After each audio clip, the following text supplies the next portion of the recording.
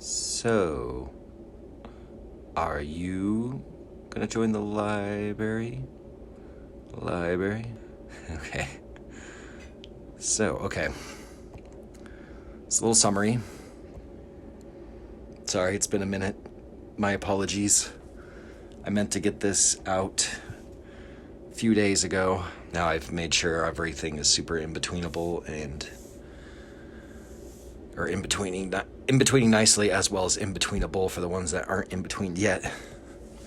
And I made sure the volumes of the arms were all pretty consistent for the most part. It's throughout the animation. Some of the wrists are skinnier and some of them are like thicker sometimes. I mean, because these are roughs. And I kind of went with the slightly thicker version of the arms.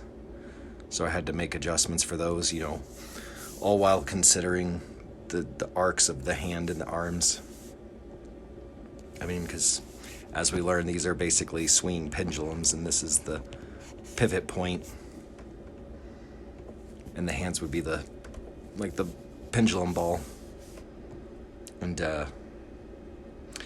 just keeping other things like that in mind as I was working, I was kind of thinking of this pose as kind of like, her head's like a bouncing ball. And this is like the up pose, kind of stretching up, and then she kind of squashes down here in this pose. So, I was trying to keep all those principles in mind, even though I'm just quote unquote tracing, cleaning up. This is far more than tracing though. This has been very powerful learning experience, we'll say. But yeah, just really trying to get everything super consistent as far as the line weight as well in specific spots. And obviously this is not fully in between, but I did do this part right here, the so. That is all, because let's see, I think they're all frames are there, 0, 2, 4, 6, 8, 10, 12, 14. What's this one? 18. So I think 14 is where they're still in between these two, I believe. Yeah, so there's no 16. So basically all the way up till 14. And the reason I kind of went ahead and did that, I'm not concerned with having to draw the face again. Although I'm seeing that right now. Probably because I was just working on that eye not that long ago. And I must have forgot that maybe I erased some of that away. Oh, it's because that eyelid's not there. I remember now. Sorry, I shouldn't be messing with this now. I wasn't. Sorry. Never mind that. I went ahead and in between all these ones because I wanted to get a feel for how this was going to look. So I just basically picked a chunk to do. I just did this frame. I still got to do the hands, so the hands on this frame are not done yet. That's why they're still kind of not quite right. So I just picked a chunk of the animation to do, and I figured a safe spot to do that would just be the very beginning. So I just kind of went in order, So I had my main keys, the breakdown. So I did them all in the hierarchy. So I just finished doing 10. That's the one I said I haven't finished doing the fingers on. So that was the last one I just did. One thing I did, I was doing a little bit of research. I was actually looking at Disney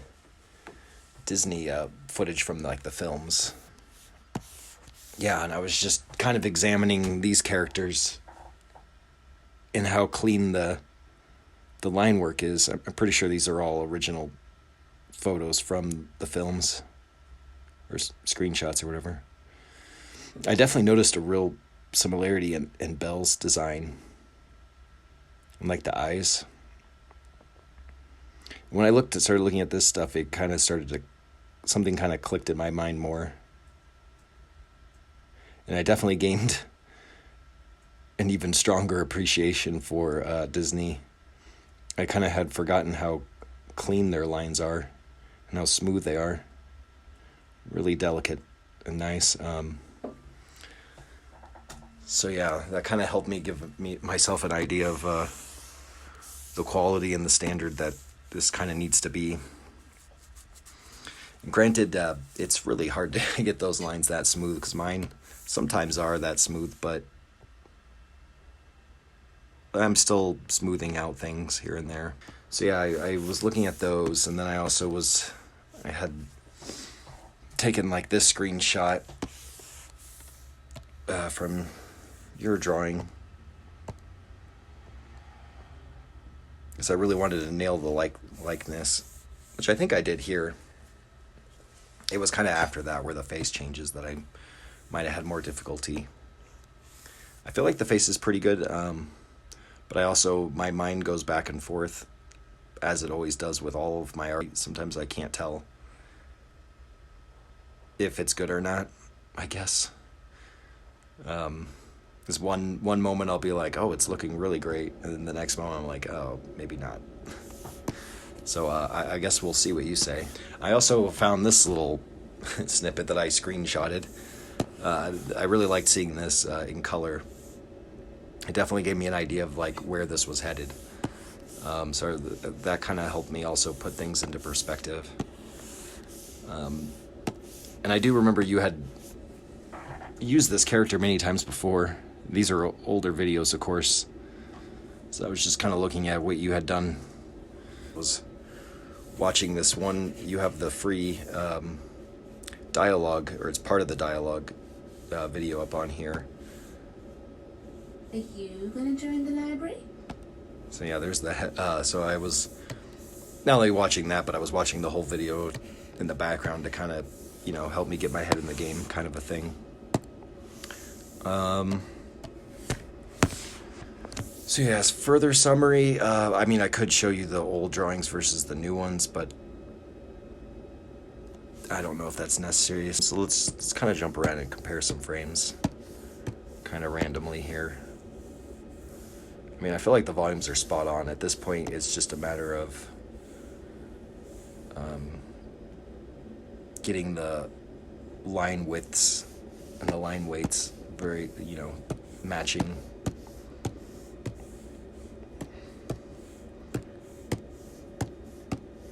And I'm definitely prepared to redraw the face if we need to. That's why I figured I would just go ahead, because I was still kind of hitting my head against the wall, and I was like, let's just keep going and do some more of the breakdowns, and that's kind of why I did the in-between, just to kind of get more practice, I guess, really under my belt. I definitely feel like I know what I'm doing now. But I did my best to get the body at least working, so at least the body would be all done and out of the way. And if we end up redoing the face, we just erase it out, and then I just copy or paste the layers in order of the hierarchy and do them all in that order again, depending on what we need to do to the face or the lips and the nose and everything. Some of them I really like right through here. I feel like those ones are really good. Also, they're just really strong drawings, so obviously I have your drawing underneath. It's really adding to the beauty of this. Yeah, there was interesting things I had to watch out for as I did, as I was making sure the volumes of the arms were the same. It, sometimes would make the in-betweens different or almost affect the arc, but usually not. I'm seeing a little wobble in the hand that I could probably fix there. But this is not in-between yet. So I'm not sure if that's something. Do you see that here? Oh, that's the eraser. I'm just seeing that now. It's like right through here. There's like kind of a...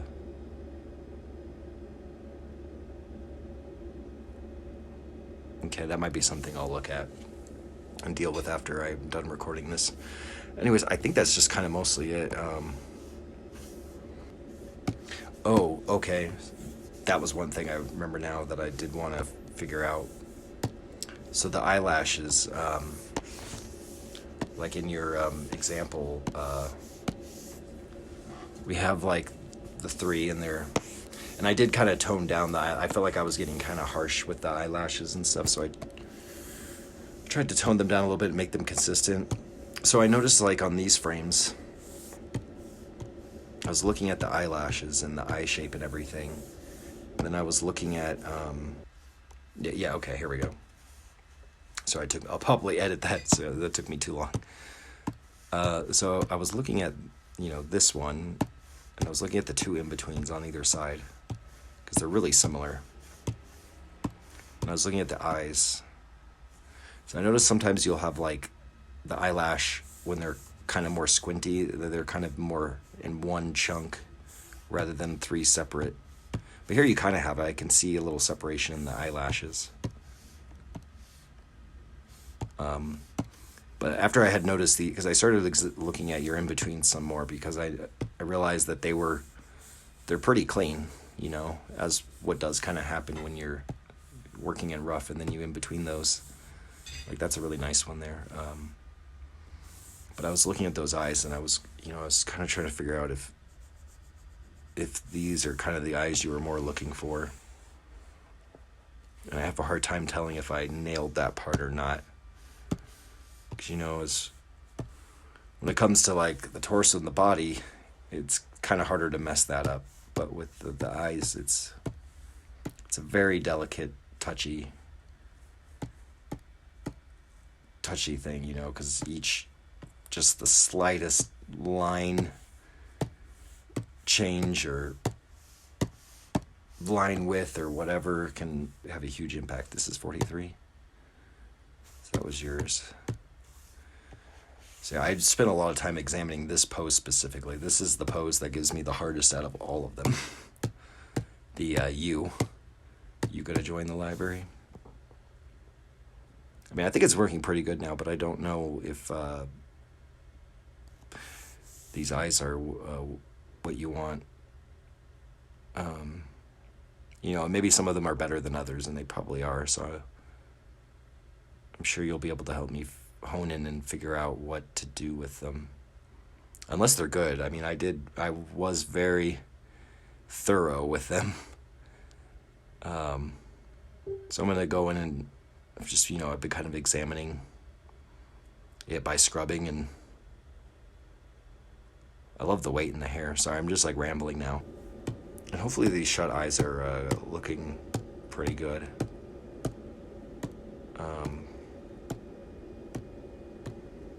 I thought it was really interesting how all 3 of those poses, when you do them in the hierarchy, they're all closed, because they're, in betweens, she's blinking there, so they will be open. I thought that was kind of cool. It definitely gives you a feel for the effect and, like, kind of the softness of her eyes as she's, like, closing them and opening them and blinking. Once again, I'm rambling. I'm gonna end this now. I think that's it. I think that's all I had to say. So, are you gonna join the library?